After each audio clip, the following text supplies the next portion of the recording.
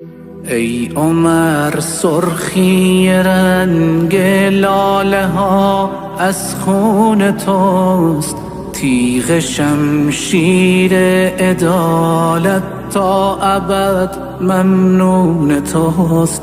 شام تاریک بشر را نور باران کردگی، عالمی زرد و خزان را نوبهاران کردگی.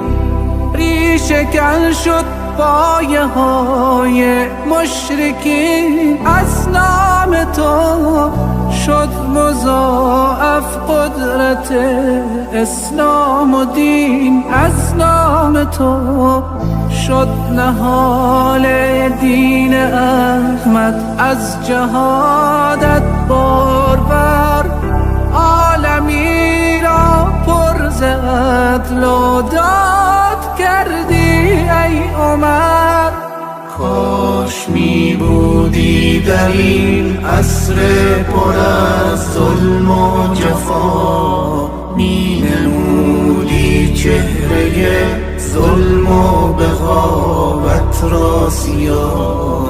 کاش می شد بار دیگر مردی از نسل عمر، پیش روی زورگویان باز می شد جلوه‌گر.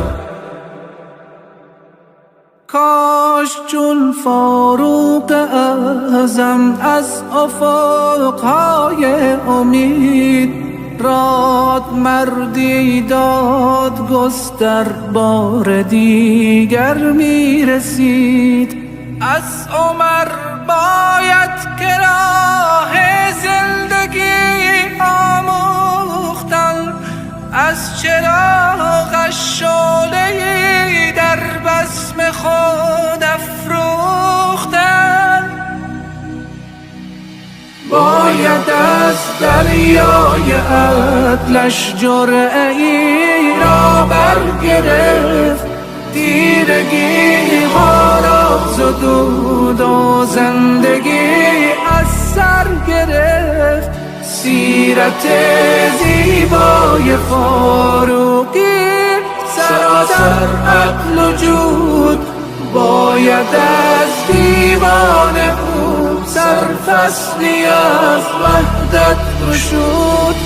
باید از دریای عدلش جرعه‌ای را برگرفت، تیرگی ها را زدود و زندگی از سر گرفت.